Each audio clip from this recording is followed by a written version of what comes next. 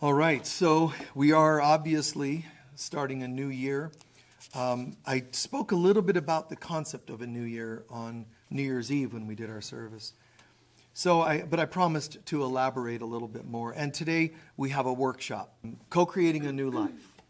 So we'll be doing that this afternoon for a few hours. That workshop's all about co-creating, and it's about bringing in a new life. But the concept is co-creating. I don't believe in teaching the concept of I can make things happen, which is a modern, but it's been very popular for a long time, but for sure, very, very popular for the last 20 years or so. Create your own reality, that kind of thing. That's what we did. That's what went wrong. And people said, "My will, not thine, Father, Mother, God. Let mine will be done." And boom, and here we are. A messed up, crazy world that looks sometimes to be a little better than other days, but that's not good enough. We can have perfect love, peace, joy, and abundance if we just get out of the way and allow ourselves to be co-creators. No, I will not be a co-creator. I want to be the creator. Again, that's what God is here. When Edgar Cayce was asked, what's the number one issue for mankind? He said ego. They asked him to elaborate. He said pride. I want things my way. And we still do that. It's kind of like even when people pray, very rarely are prayers actually so open that I understand when I say your will be done, it's going to be good. What we do is your will be done as long as it fits my liking. It's hard not to think that way because of ego and because of fear and all this programming we've got. But I do this workshop because there's another way, and it's co-creating. So it's time that we say, okay, I'm going to co-create. It's almost like saying I'm going to go into recovery from life, but I'm going to go into recovery. And note that recovery involves surrendering to a higher power. So really, think of it at least, in that practical form. I want to co-create a new life. I've tried to manufacture a new life. I've tried it when I got divorced and married the same kind of person again, or tried to overcompensate. I'll get the opposite, and that didn't work out either. My will, I'm going to try to figure this out.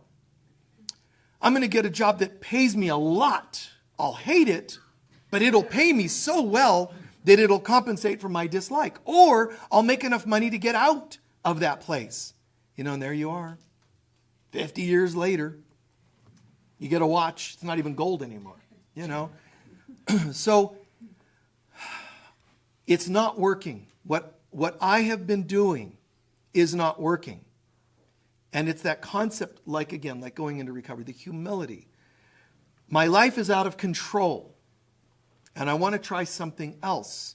The only thing that really matters, the only thing that's real, the only thing that can solve everything, love, the presence of God. So, co-creating a new life is very lofty, very multidimensional in a sense, but it's also right here dimensional. It's in our day-to-day decisions. So there's things we have to say, what isn't working and how do I empty my cup so that I can refill my cup? So just think in practical ways, how can you empty your cup? And even if you only hear a few minutes of this talk and you don't attend this afternoon's workshop, doesn't matter. Find your own way. Empty your cup and refill your cup. Even the greatest healers in healing arts try to do healing where they, let's say, some body work or some cathartic emotional releasing or breath work. And still this world doesn't encourage refilling with the presence of God. Every tear that comes out should be replaced with something higher.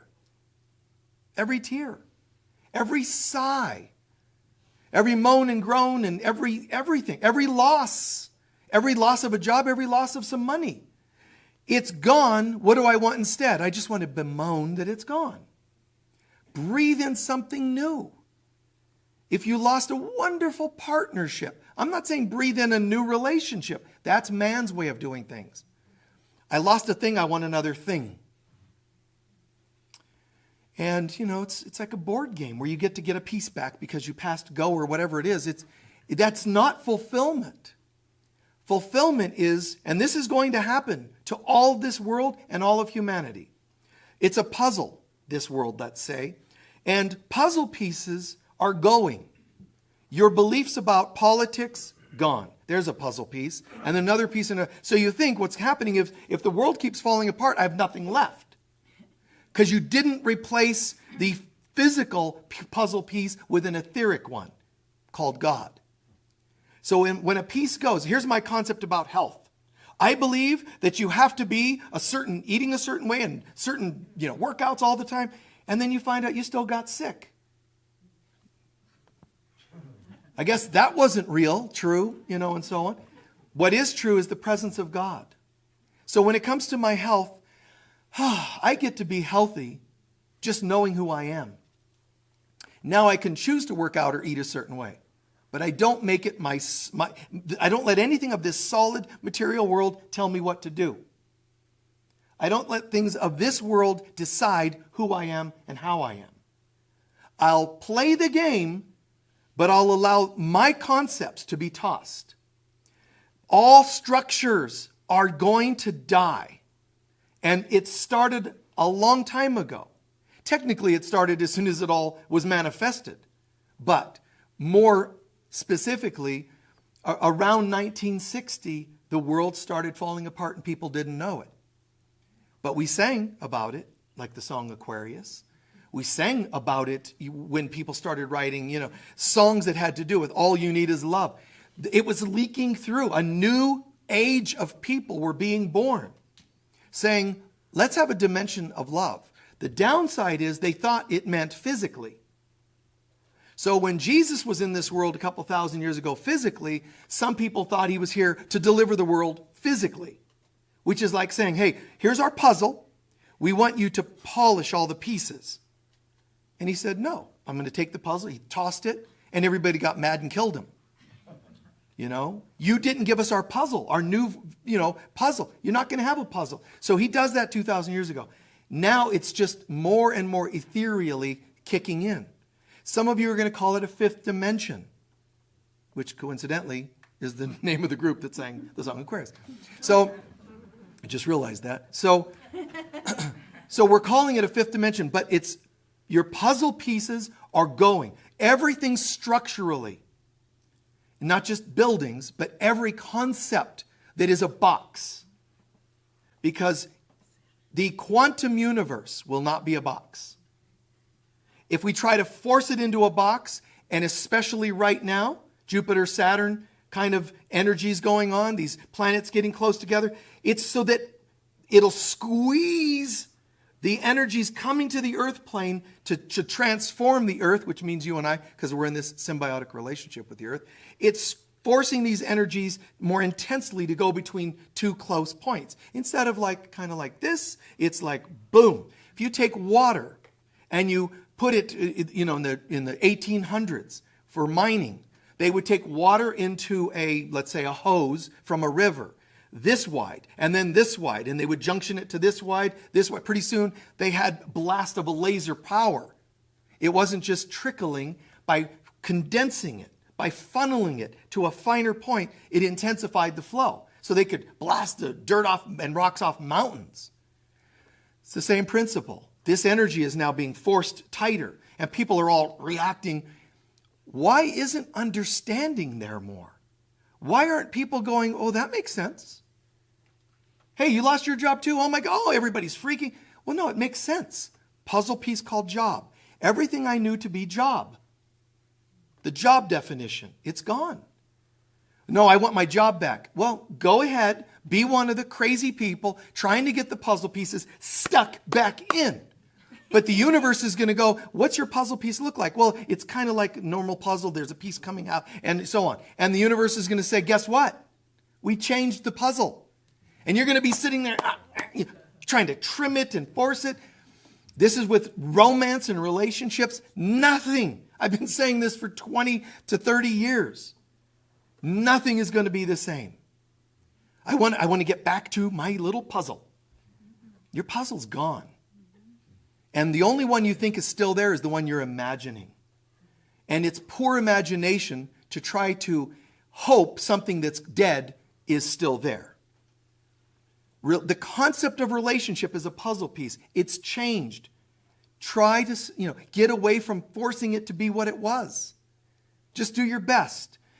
Breathe, accept. The doubting Thomas self has to be told, let's relax.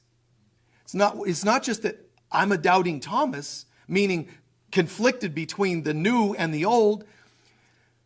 What's worse is causing other people to doubt. Making doubting Thomases out of other people is not really good karma, but it's also not helping. Bemoaning everything that's happening. We have to celebrate. I'm not saying that's easy.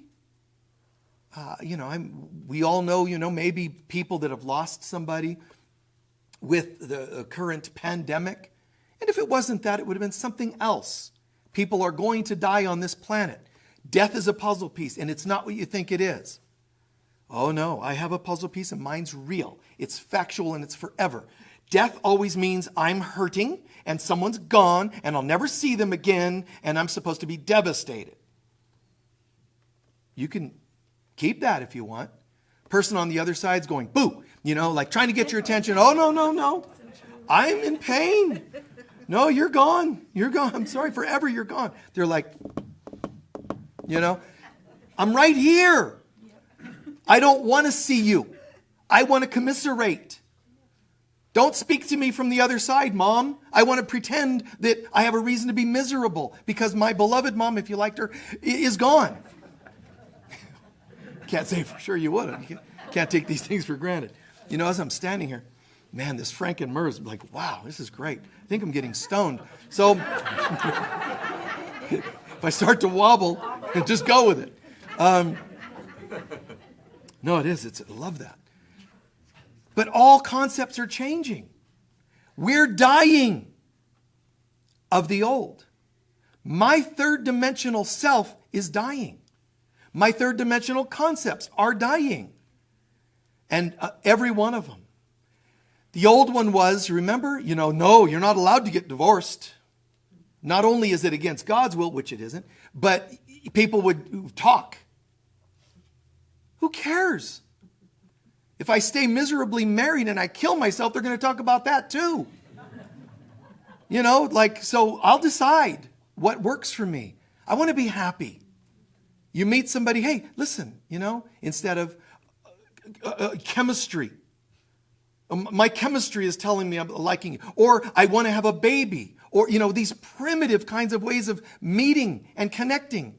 Oh, somebody will say, oh, it's just chemistry and, your receptors picked up on a certain hormone that this person's sending. Or whatever other, I want to have healthy babies. So I picked a strong man or confident man. I don't want any of that in my life anymore, is what our soul is saying. If I choose to be with somebody, it'll be out of choice of love, not hormones. Because the hormones will come and go, just as your partners will. In, out, just the revolving door, hormonally we're a match. Sorry, you're done.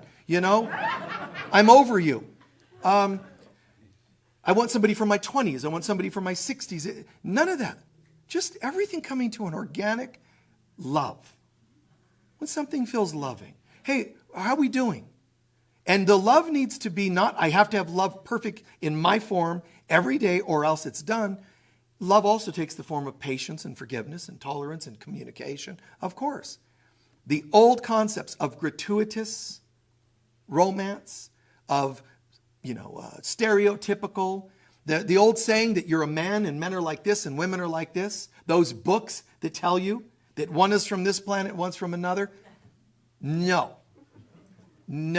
It's a lie, but it sells well because people want to stay ignorant.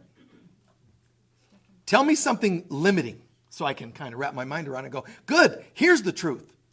It's just another limiting truth. We're unlimited. We're male and female each. These things that are happening in the world are not accidental.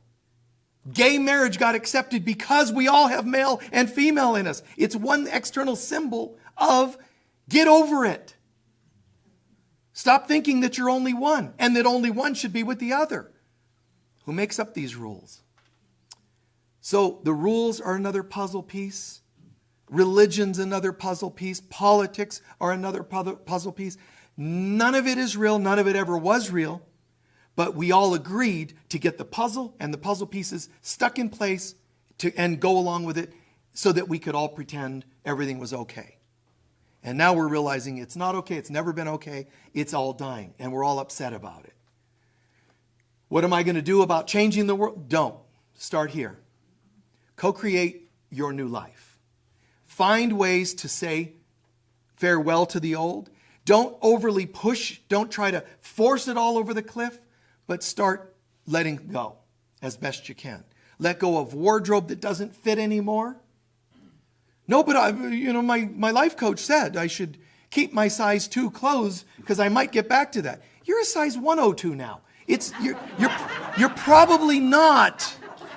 Well, Michael, you're disempowering me. Okay. It's been 50 years since you were a 2, but you're going to get back there. Even if you died, your soul won't even fit into a 2. So just stop. Just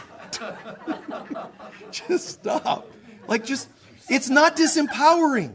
One of the things we have to do is accept what we can't change. And it's not just I can't, it's I'm good with it. Just accept. Start accepting where you are, then you'll make easier change than if you were thinking of yourself one extreme and wishing you were another. That already is defeat. Acceptance allows success right where I am. Nice. Don't make yourself work out. Do it if you enjoy it. Peace. Peace. Jesus met people. When he walked up and met people, groups and individuals, peace be with you. He meant it as an affirmation. Not I hope. It's peace. Let your soul be at peace. Well, I would, but I got to stop. Peace. Yeah, but my kids, I got to make sure they go to college. There's no college anymore. It's not what it was. And why would you go to college to become something you don't want to be? Because everybody says you get paid better. You'll be miserable. You'll just be paid miserably. So, and I told people this, 20, 30 years. I told people I've got to stress myself to get my kids to college. I told folks, be careful. The schools, I said, are going to collapse someday. And it's happening. I know that they're going to bounce back someday, but it's a sign. It's not what it was. And if you're going to college, great. Make sure you're going so that you can do something you want to do. How do I know if it's something I want to do? Is it within your soul's purpose? I don't know what that is. Then why are you in college? They should have an entrance exam before you get into a college called Discovering Your Soul's Purpose so that you go the right direction. And there are very good, conscientious guidance counselors that are trying to help you go in that direction, of course. But, you can't just get to a person's head and decide what career they should go with. It's a feeling. The Essenes, an ancient sect of people from 2,000 years ago, even almost 3,000 years ago. This sect of people that existed for hundreds of years and disbanded once they brought forth Jesus. The Essenes were a group that when a child was born, they immediately got right into the numerology, the astrology of the kid to say, what is this child about? Not, your father did that, so you're supposed to do it. Or this is the career that makes money. That is not what conscientious people do. Spiritually conscious people do.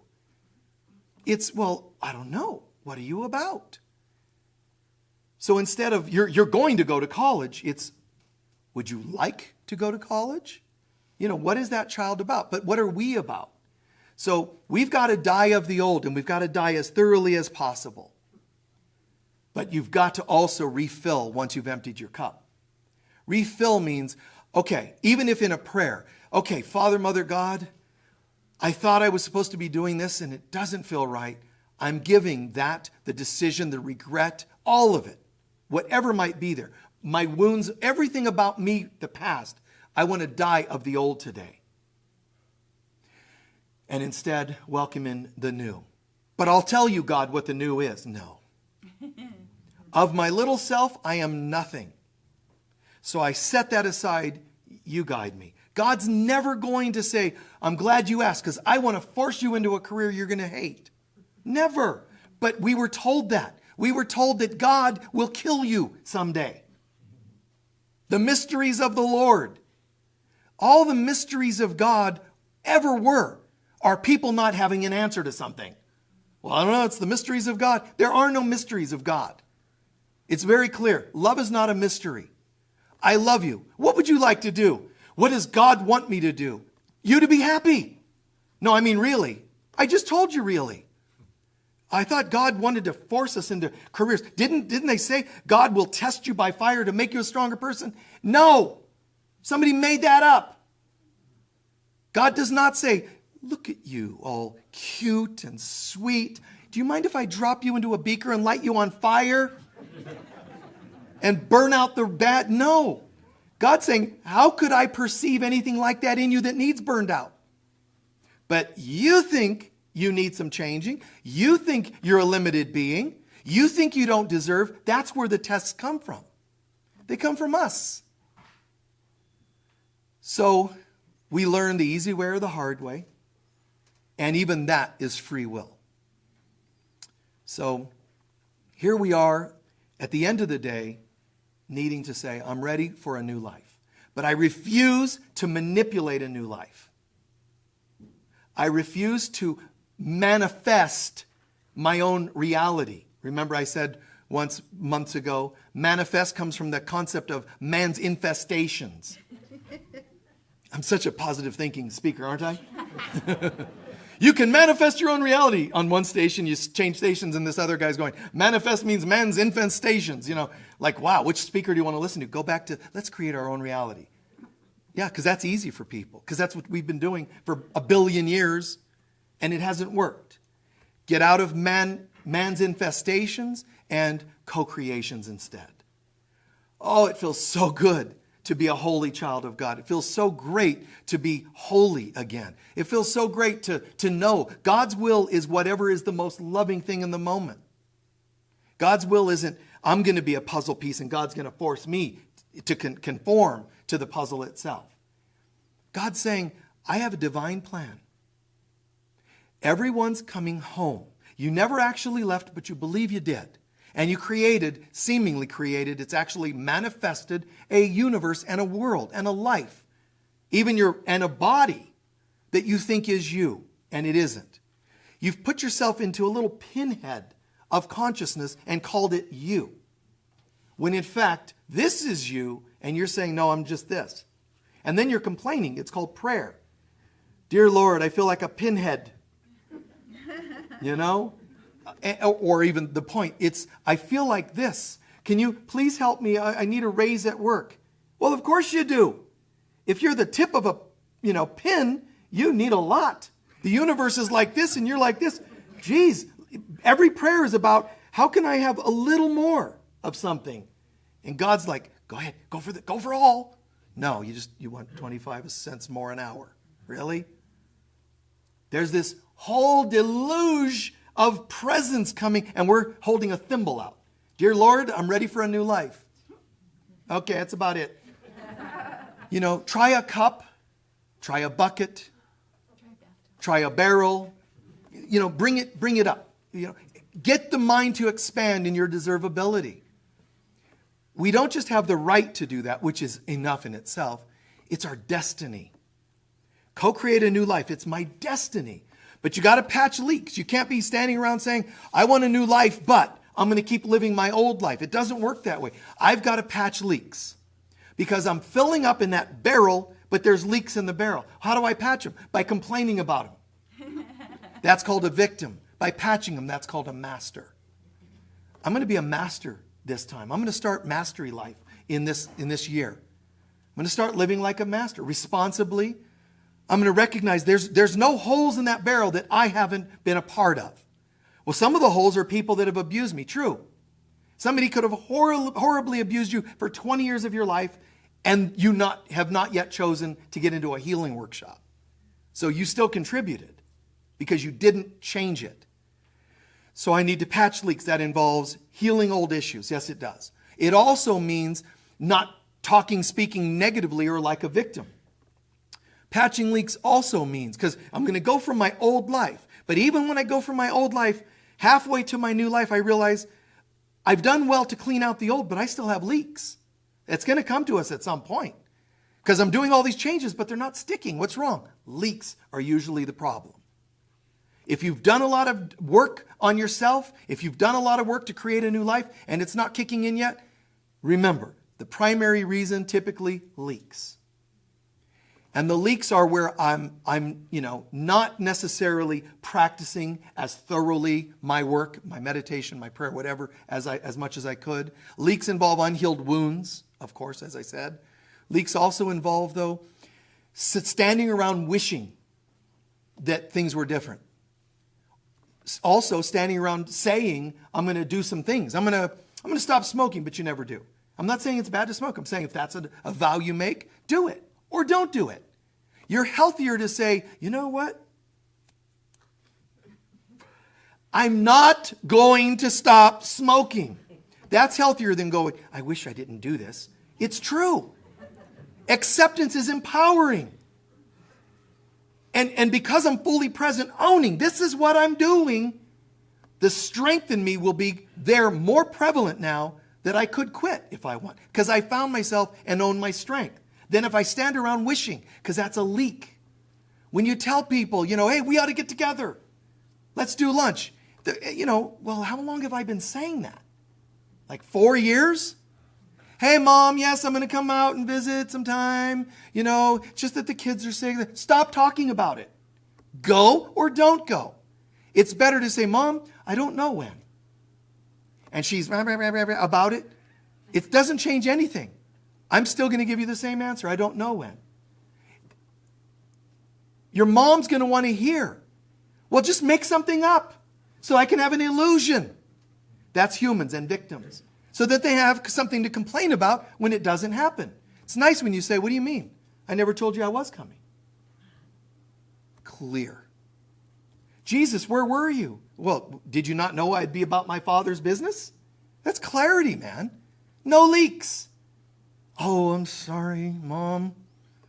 Yeah, I feel bad. I probably should have phoned home. I probably should have sent you an email or whatever. No, he's like, what do you mean? How could you be confused? Where were you looking for me? In bars? I mean, you know who I am. You know what I'm about. I would want to sit with intelligent people and talk about God. I would want to talk about healing and spirituality. Just tune in, Mom, and you'll know where I would be. And it's a story in the Bible, New Testament, that's really good for us all. Because are you the Jesus-y part, or are you the parent? Now, trust me, Mother Mary was very Christy. I know that. But I'm talking about just in the story, there's roles we're playing. When am I the worrying, blaming, obsessive, or codependent mother type or father type? And when am I being free? Tell yourself, what am I doing? I'm reading books. I have weird dreams at night. What kind of books do you read? Oh, they're, horror, horror. Well, what would you expect? Read something inspiring. Oh, that's kind of boring. Okay. Then read the horror things, have nightmares, and don't tell me about it anymore. Well, I thought you were a friend. I am, which is why I don't want you to tell me about your bad dreams anymore. You see, that's a boundary. It's clarity. It's beautiful to find that level of clarity. You'll know where I am. What are you doing? I'm doing this almost always. You'll be able to trust that what I do feels right for me. This is for us all. When you start going into mastery, you very rarely say one thing and do another. Patch leaks. Be true to your word. Be true to your consciousness. Don't contradict. Don't be the warring twins of a Gemini. Don't be the doubting Thomas. Find the self that says, I am that I am. Chances are, if you looked at my DVD set, there are very few DVDs, but there's some funny things, there's some historic things, and spiritual things. There's nothing in there to hide. If you look at my CD collection, new agey kind of music and Beatles. It's not like, oh, and I do have Black Sabbath. Because they're deeply spiritual, in fact. A lot of people don't know that, but the lyrics are very deeply spiritual. So you would find some of that in there. But there's no secrets in that. It doesn't mean we need to tell our every little thing to the whole world. I'm just saying, how consistent are you in your life and in your thinking? How consistent? When I walk around my house talking to myself, a lot of times it's just prayer. Hey, God, blah, blah, blah. And I'm just talking out loud prayer. It's not like it's an opposite person. It's not like I walk around the house, just, I hope nobody knows how much I hate everybody. It's prayer. But then there's also challenging moments. And when I'm challenged, I pray or I just have fun with it. I've shared on my online thing, but I got sidewalks. And along the sidewalks, there's cute little shrubs lining it. And every day, these birds keep going under the shrubs and throwing bark on my sidewalk. Every day. I got to go out, blow it off or sweep it off, Do you think they'd stop? No. So I have conversations. Guys, get off my sidewalk. I make it funny. To me, it's okay. You don't have to go, om, sidewalk, om. It's okay. But if you saw me doing that, unless totally out of context and you didn't know me, then you'd go, this guy's nuts. But if you know me, it's very consistent to see me having conversations with the birds. Through the windows or outside. Through the windows.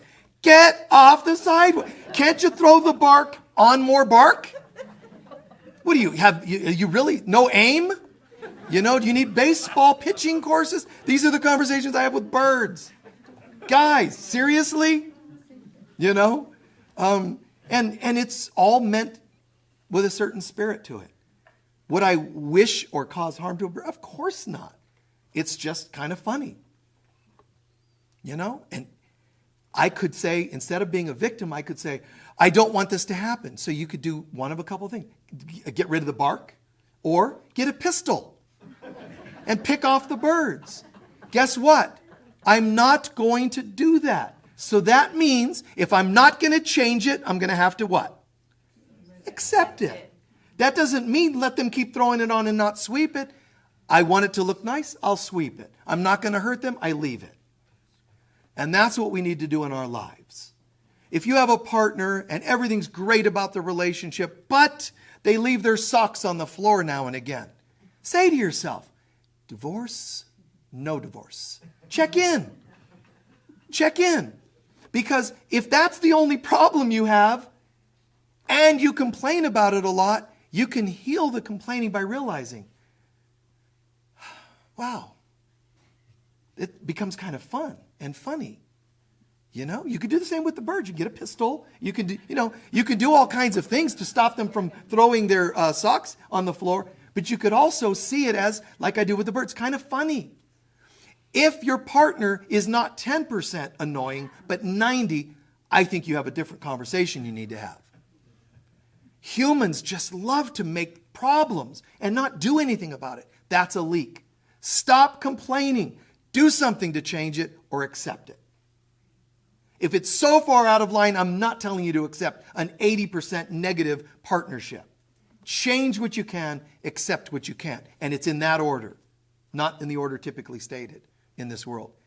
First, you step up as a master and you change what you can. You only accept what you can't change when you can't change it. When you've actually done what you can to change it. So a master steps up and does what they can to make a difference. Patch leaks. And don't forget, emptying your cup. Healing and letting go of garments you're not going to wear, letting go of cars that are up on blocks in your yard. Well, I was thinking of taking an auto course next year. The car has trees growing through it now. It's been there too long. And if you were my partner, you'd wake up on January 1st and it would be gone. And you'd divorce me and I'd say, great. No problem. If I'm still in your will, I'll get another car and bury you in the car so you can have an old beat up car on blocks. underground for yourself. Because I love you. I don't hate you. But if you want to leave me over it, I'm fine with that. But I'm not going to have that car in my yard. You know, this is to thine own self be true. This is let the inside be like the outside and the out like the in. This is me through and through. Goodbye to the old. Patch leaks and prepare. Because when you patch leaks on a barrel that's being filled, it doesn't leak. It fills up. Until what? My cup runneth over.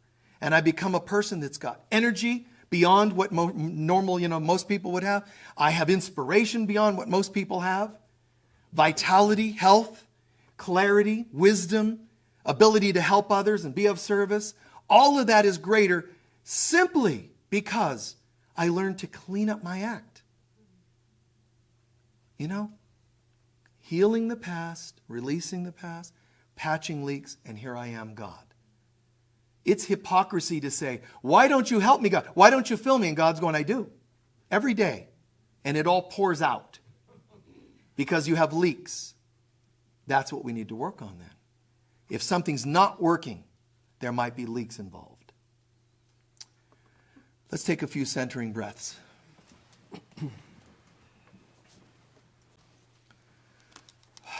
Setting aside all stuff of the world as usual.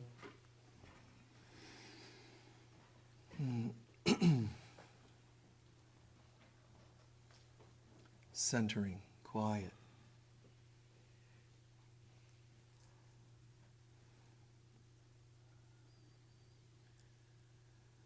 I am on the inhale, relaxed on the exhale.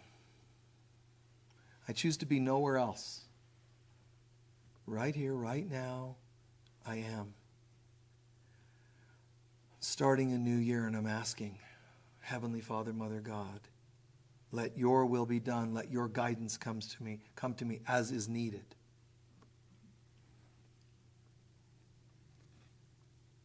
I'm asking for the Divine Mother to guide me in this process, this meditation.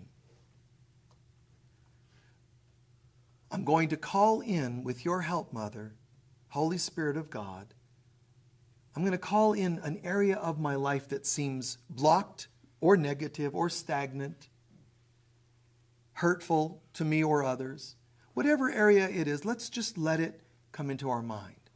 A challenged area, whether it's challenging because it's extreme or because it's long-lasting or both.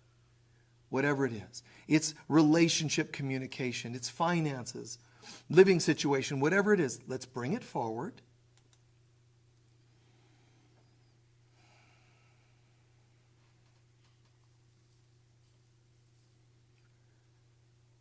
Having seen it now, let me ask myself, is it possible that there are leaks involved in the continuation of this problem? Are there leaks? Meaning, do I say I want it gone and I don't do the actions? Do I do the opposite actions? Do I say I want my relationship improved but not go to a counselor? Do I say I have a backache but not get a massage? That's a leak. Stop saying it if you're not going to do something with it. It's a leak. Are there friends you say you're going to get together with and you don't? It's a leak. Let your mind become aware of whatever leak is most affecting your life or that area of your life.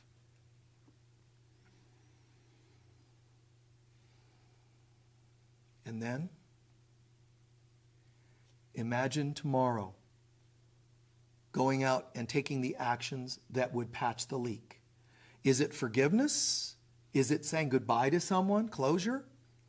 Is it taking a workshop? Whatever it is, imagine taking the action.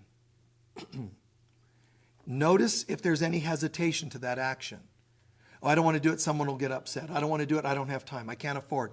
Watch for the head now that gets in with excuses, reasons, if it does. You might just joyously go, I'm ready to do that. But if you see any hesitation, make mental note of that.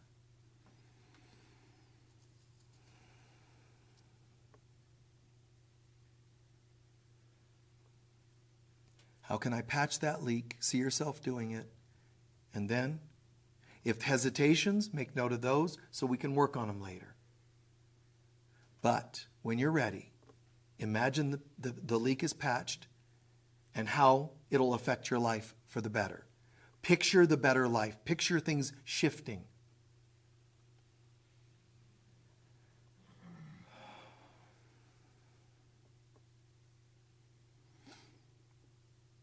And then try to feed that change. Try to feed it with an emotion of excitement. Try to imagine feeling like, oh my God, yes, wow. The change that'll come for my kids, the change it'll bring to my family, the change it'll bring to my finances. Get happiness about it. Because it's one of the great things about emotion while in a human body is we can use emotion to ignite something that we've envisioned. It brings the passion to it. So bring positive passion rather than negative obsession.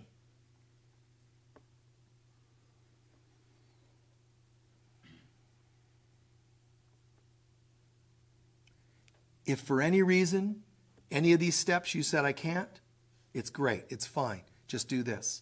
And I accept that I will not do this.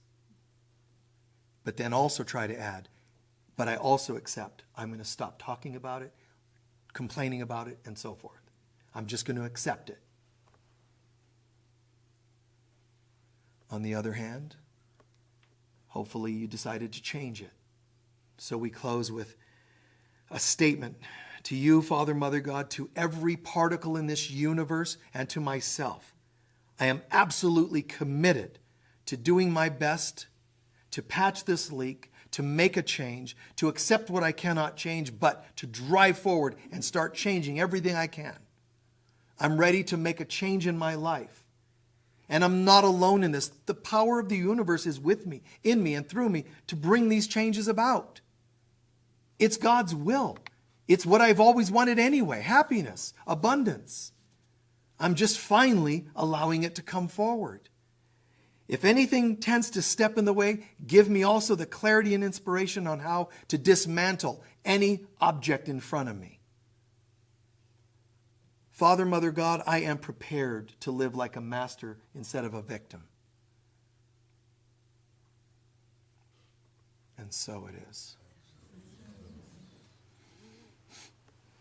Thank you, guys. Those folks of you online all around the world, I'm saying very clearly, and I know it's true. You're all around the world. You're not in this room, but you are in this room because I said so. That's the intention as a spiritual leader. I've decided that.